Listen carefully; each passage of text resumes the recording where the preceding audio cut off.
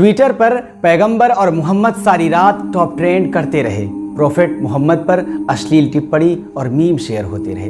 वजह थी नाविका कुमार के टीवी शो में भाजपा प्रवक्ता नुपुर शर्मा द्वारा हजरत मोहम्मद पर की गई अभद्र और अश्लील टिप्पणी। 6 साल की बच्ची से प्यार करके 9 साल में you having sex with her. इससे प्रॉफिट मोहम्मद ने बोलना शुरू कर दूं मैं? हां, earth is flat according to Quran 88:20। बकवास ना कीजिए, उठते हुए घोड़े पे बैठकर थोर हो जाइए। Don't make us start. ऐसी टिप्पणी अगर कोई मुसलमान सनातन धर्म के किसी आराध्य के ऊपर कर दे तो पहली फुर्सत में उस पर मुकदमा दर्ज करके उसे जेल भेज दिया जाता और उसका घर बुलडोजर से ढा दिया जाता।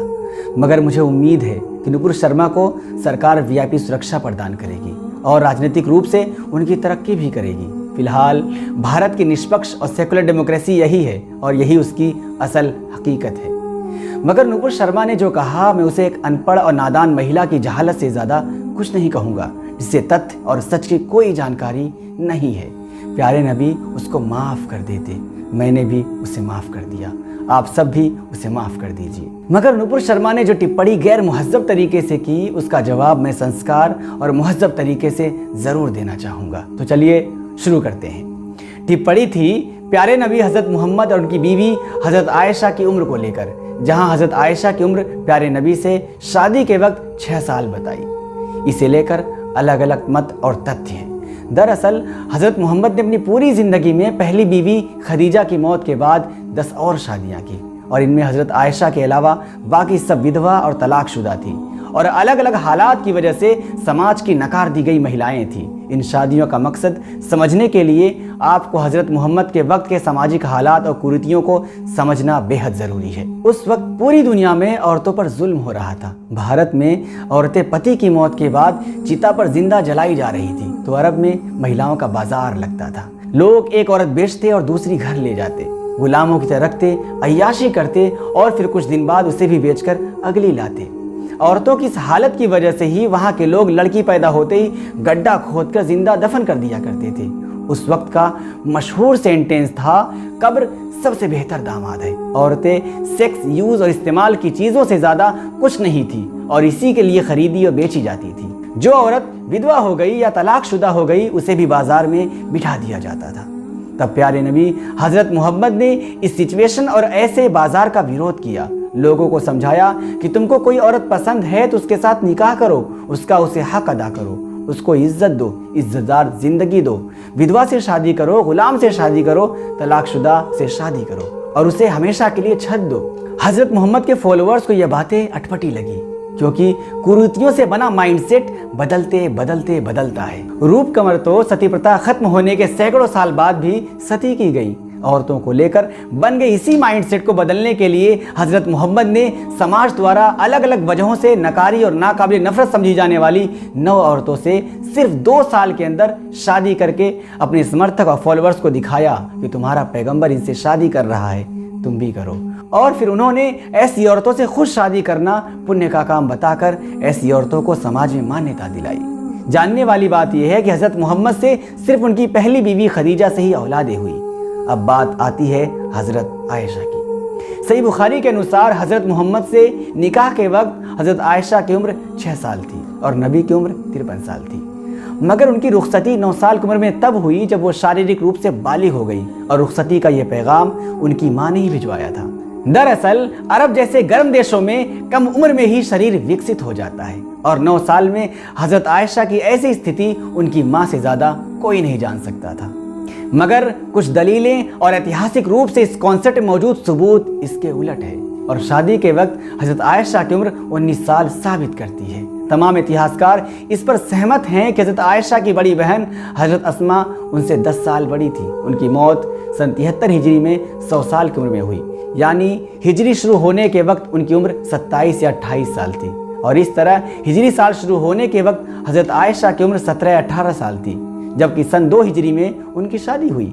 मतलब शादी के वक्त हज़रत आयशा की उम्र 19 या 20 साल थी। दूसरा एविडेंस यह है कि उस दौर में अरब का रिवाज था कि कोई भी शख्स 15 साल की उम्र से पहले किसी भी जंग में शामिल नहीं हो सकता था और यह बात कई हदीसों से साबित है।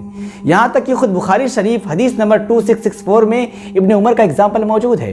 कि उहद के जंग के मौके पर उनकी उम्र 14 साल होने की वजह से नबी ने उन्हें जंग में शामिल होने से रोक दिया था और 15 साल की उम्र होने के बाद ही उन्हें खंदक की जंग में शामिल होने की इजाज़त दी। और बुखारी शरीफ में ही लिखा हुआ है कि हज़रत आयशा जंग उहद में शामिल हुई थी।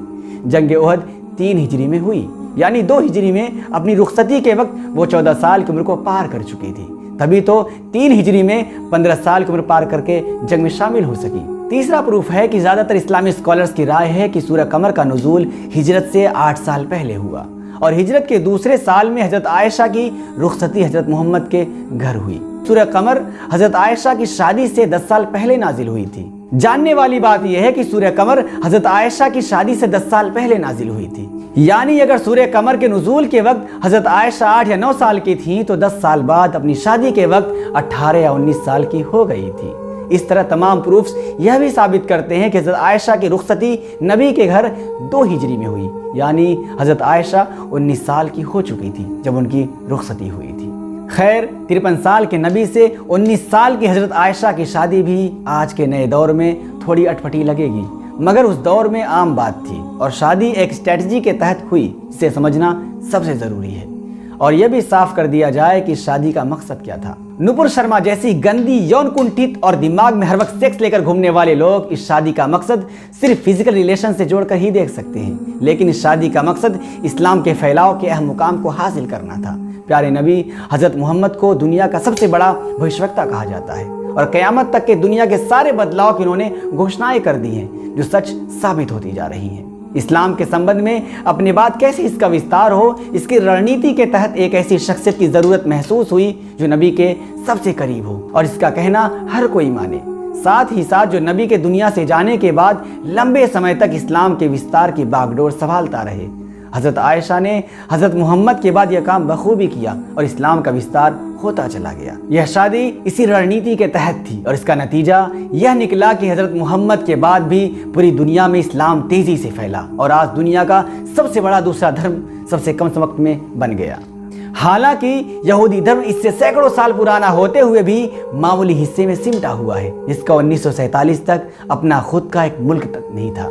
बाकी किसी भी धर्म के धार्मिक महापुरुषों के बारे में ऐसे शब्दों का चयन या किसी विषय पर गंदी टिप्पणी निंदनीय है, फिर चाहे कृष्ण की सारे वृंदावन की गोपियों से प्रेम करना हो या 5 पांडवों की एक पत्नी द्रौपदी रखना हो। महानतम लोगों के फैसलों को समझना आम इंसानों के बस की बात तो बिल्कुल नहीं और नुपुर शर्मा जैसे के बूते की बात तो बिल्कुल भी नहीं। इसी तरह झूठ के परतों से सच को जानने के लिए देखते रहिए NIN।